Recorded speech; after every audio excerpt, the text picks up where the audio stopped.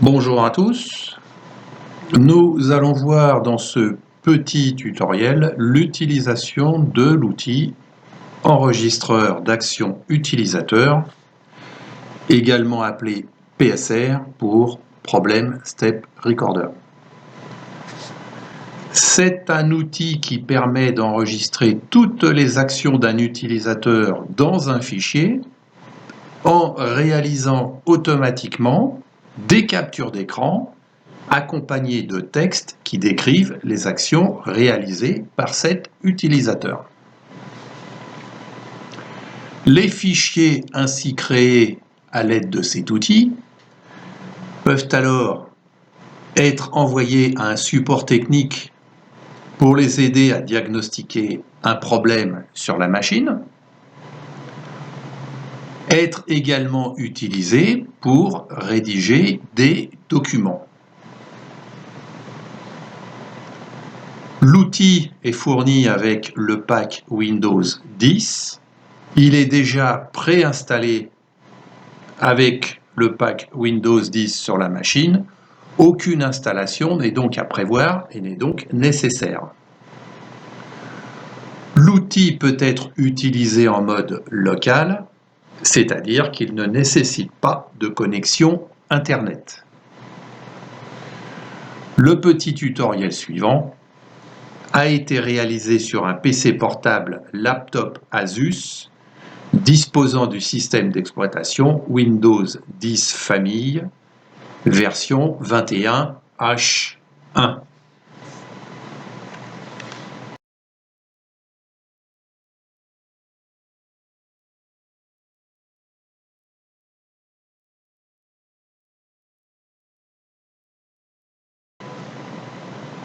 Pour accéder et démarrer à l'outil enregistreur d'action utilisateur, deux méthodes principales. La première, à partir du clavier ou de la souris, on ouvre le menu Démarrer en appuyant sur la touche Windows, soit du clavier, soit celle qui est située en bas à gauche de l'écran. Ensuite, dans la liste de gauche qui s'affiche, on a la liste de tous les logiciels qui sont installés sur la machine. On recherche et on clique sur Accessoires Windows pour développer et afficher la liste des accessoires. Donc je clique sur Windows, je recherche Accessoires Windows, je développe Accessoires Windows, je recherche Action d'utilisateur, je clique gauche et l'outil démarre. Deuxième méthode, à partir du champ de recherche qui se situe à gauche dans la barre des tâches, on tape enregistreur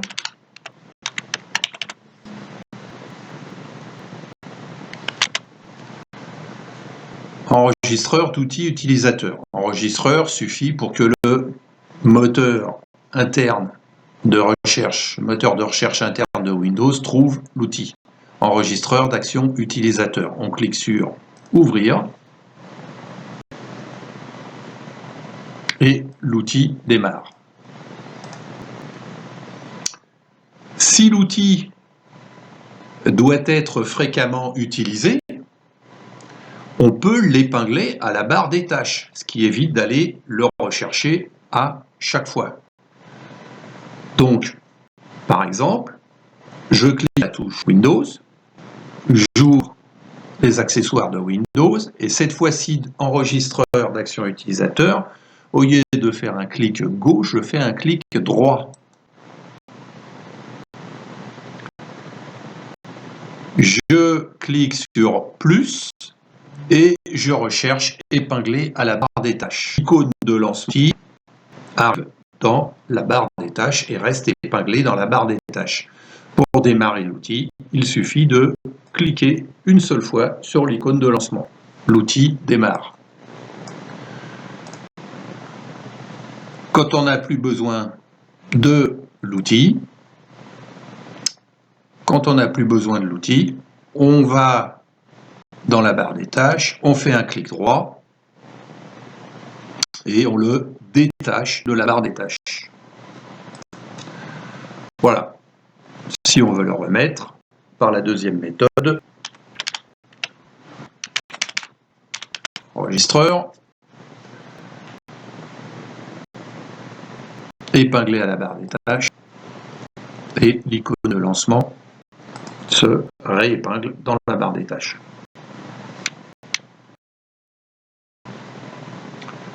L'outil permet également de fixer et de déterminer certains paramètres de fonctionnement. Je démarre l'outil. Pour aller dans les paramètres, je vais complètement à droite, je clique sur le point d'interrogation, ensuite sur paramètres.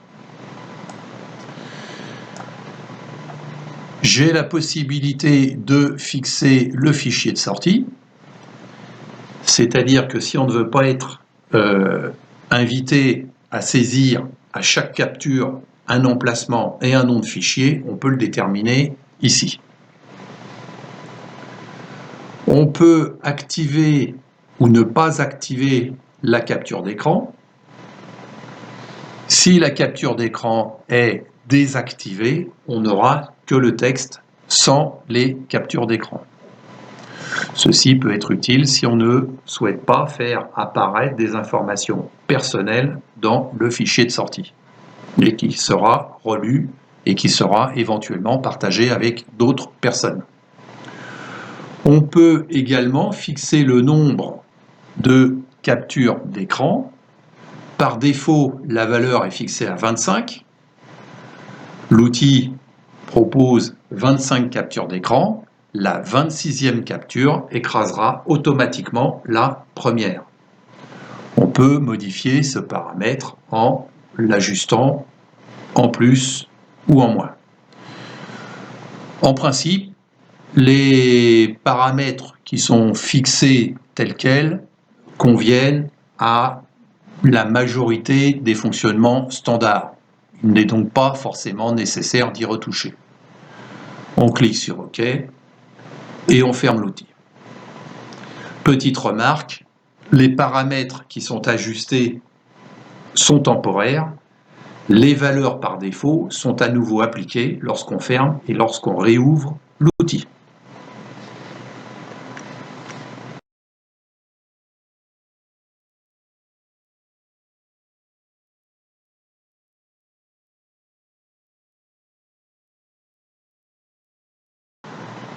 Bien. Nous allons voir donc maintenant comment réaliser un enregistrement. Et pour illustrer la réalisation d'un enregistrement, nous allons utiliser une méthode destinée à afficher si le système Windows 10 est à jour sur une machine. Petit point d'attention, certains programmes, notamment les jeux, qui s'exécutent en plein écran, peuvent ne pas être capturés de façon précise avec cet outil. Donc dans le cas, il est préférable d'en utiliser d'autres, et notamment Xbox Game. Donc, nous allons commencer un enregistrement.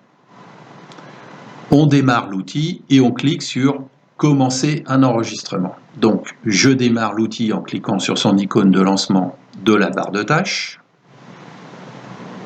Donc, l'outil a démarré. Et je clique sur « Commencer l'enregistrement ». Afin d'éviter de capturer la fenêtre de l'outil, dans toutes les captures qui vont être réalisées, on peut la réduire dans la barre des tâches en cliquant sur le bouton « Réduire » de la fenêtre Windows.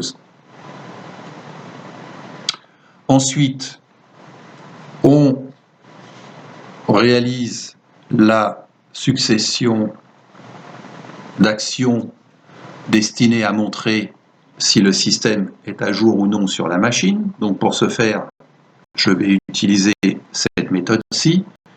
Je clique sur le bouton Windows, je clique sur le bouton Paramètres,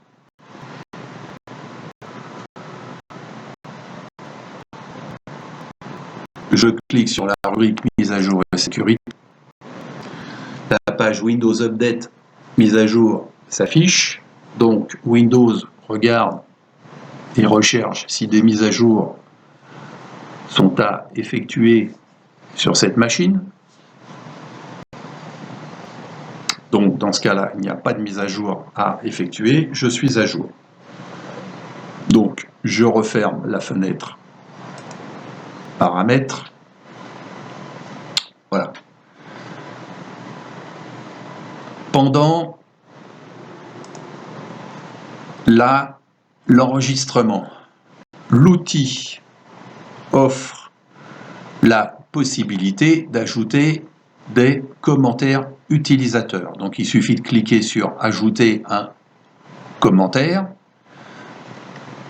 On peut, si on le souhaite, utiliser la souris pour mettre en exergue la partie de l'écran que l'on souhaite commenter. On saisit le commentaire au clavier dans la zone de texte qui est prévue à cet effet et à la fin on valide par OK.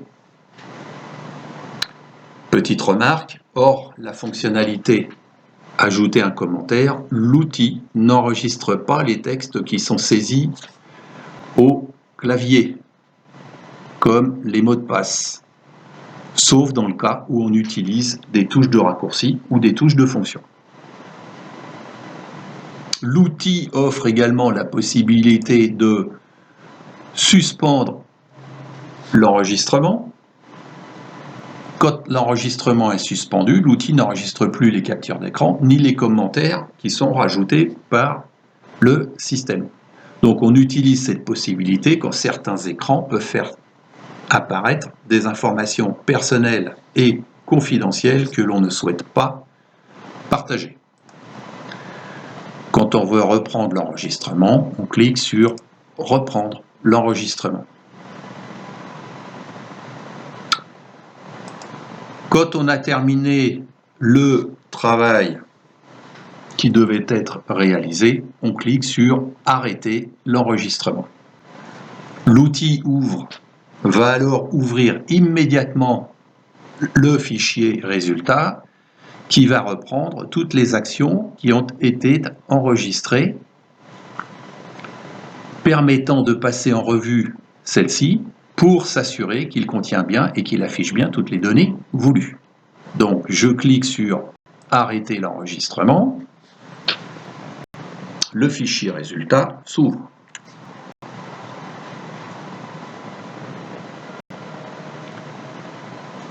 Donc je peux relire le fichier résultat en faisant défiler toutes les captures à l'aide de la souris, toutes les captures images à l'aide de la souris. À la fin du fichier, on trouve la partie détail additionnel qui contient uniquement la partie texte avec tous les commentaires qui ont été rajoutés par l'outil. Par exemple, clic avec le bouton gauche par l'utilisateur, clic avec le bouton gauche par l'utilisateur, rotation de la roulette, etc., etc. Tout a été enregistré et mis en forme par l'outil. Quand on relie les captures d'écran, il est possible de cliquer sur les images pour les afficher en mode zoom. Comme ça. Donc on reclique sur l'image pour les réafficher en mode normal. Il est également possible de relire l'enregistrement en mode diaporama. Donc pour ce faire, on va tout en haut du fichier et on clique sur le lien Step as Slideshow, les étapes en mode diapo. On clique sur le lien et on laisse défiler et afficher toutes les captures qui ont été réalisées en mode diaporama.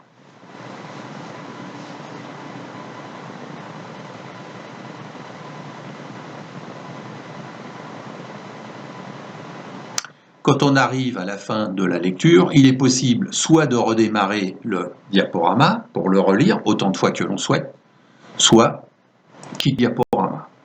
Et on revient à l'entête de fichier.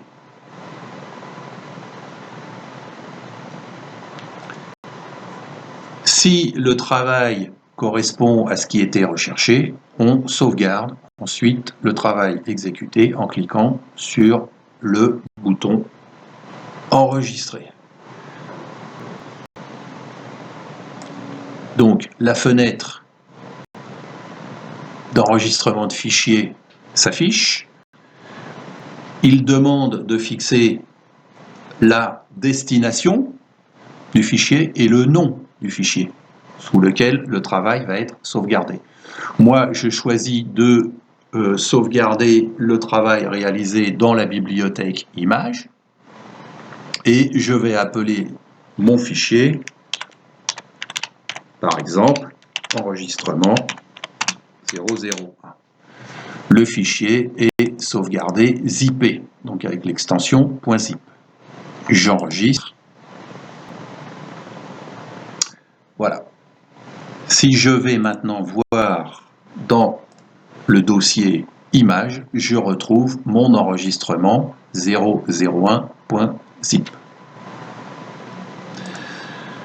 Donc, voilà comment réaliser et sauvegarder un enregistrement.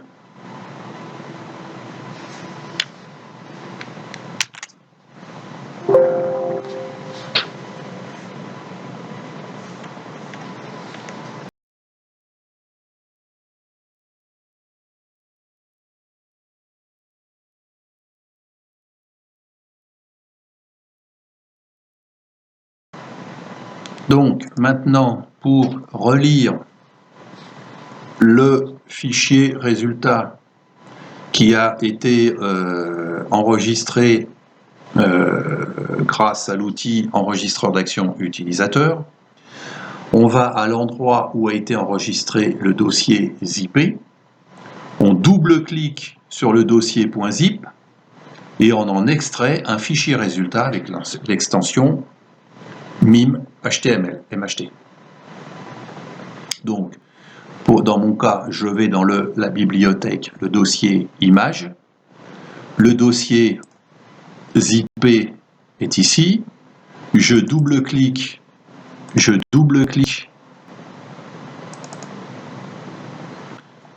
sur le dossier zippé pour en extraire le fichier MHT.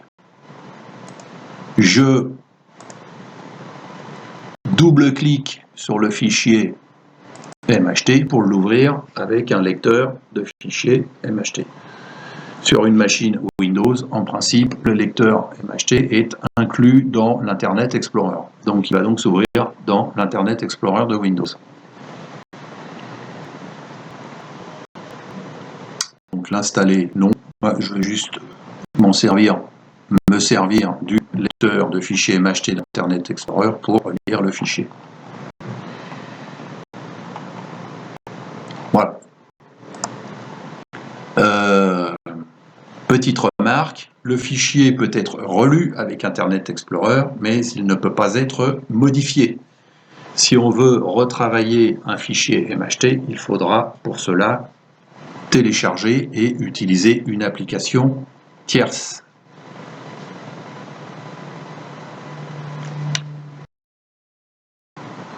On va voir maintenant comment relire et retravailler le fichier résultat avec Word. L'avantage de travailler avec Word, ce sera de permettre la relecture et surtout de retravailler aussi bien les images que le texte contenu dans le fichier avec toutes les possibilités et outils de Word. Je vais à l'endroit où a été enregistré le dossier zippé. Donc moi, dans mon cas, il s'agit de la bibliothèque images, le dossier images. Je sélectionne le dossier qui a été créé précédemment. Je fais un clic droit sur ce dossier. Je fais extraire tout. Dans la fenêtre qui s'est ouverte, je laisse le dossier, la destination où s'effectuera l'extraction. Je décoche la case afficher les dossiers extraits une fois l'opération terminée et je fais extraire. L'extraction a lieu. un nouveau dossier a été créé qui porte le même nom que le dossier d'origine sans l'extension .zip. Pour voir le contenu de ce dossier, je l'ouvre, donc soit en faisant clic droit souris et ouvrir, soit je double-clique gauche sur le dossier. Ce dossier contient le fichier MHT résultat. Donc, pour le retravailler avec Word, je vais faire préalablement une copie de ce dossier. Donc, clic droit, glisser, déplacer, copier ici.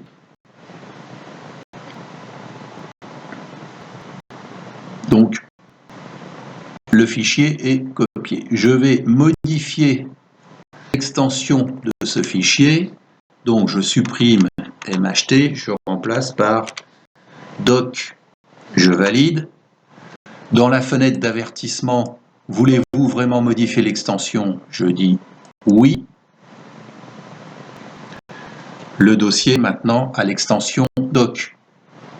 Et l'image, l'icône du dossier devient l'icône de Word. Pour ouvrir avec Word, je fais clic droit, ouvrir avec Word, ou alors directement double-clic sur le dossier.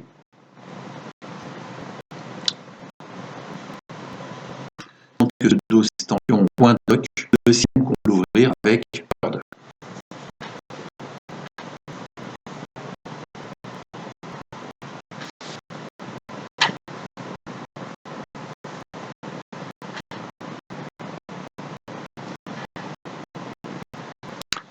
Le fichier, c'est tout. Maintenant, une fois que le fichier est ouvert, tout le texte, toute l'image peut être travaillée comme étant du texte Word et des images importées dans Word. Par exemple, la mise en page. Je vais choisir une orientation paysage.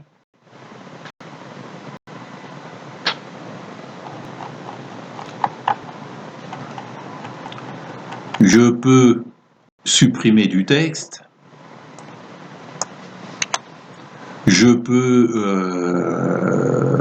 supprimer, par exemple, tout ça. Ne garder que ce qui m'intéresse. Ça, je peux le supprimer. Ça, je peux le supprimer aussi. Je peux mettre éventuellement des couleurs dans le texte. Je peux retravailler les images. Donc, je clique sur l'image. En retravailler éventuellement la taille.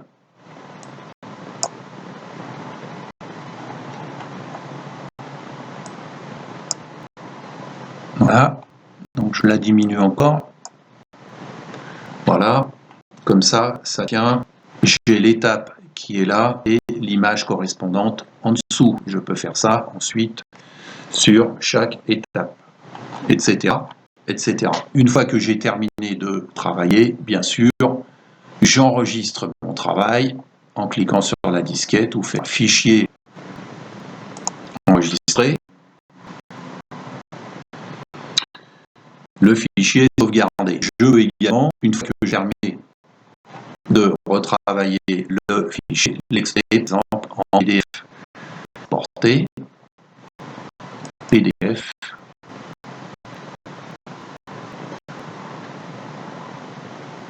donc je vais dans le répertoire pour le faire au même endroit que précédemment, PDF, pub.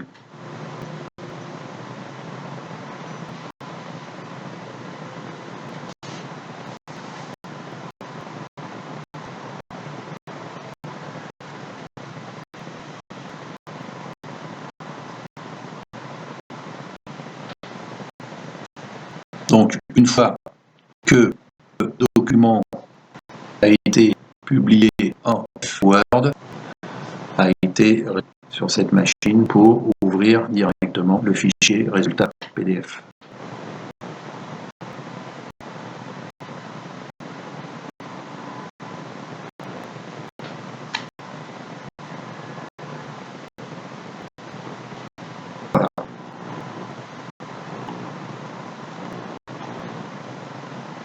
ce fichier ensuite peut être travaillé, copié, supprimé, transmis, partagé, etc., etc.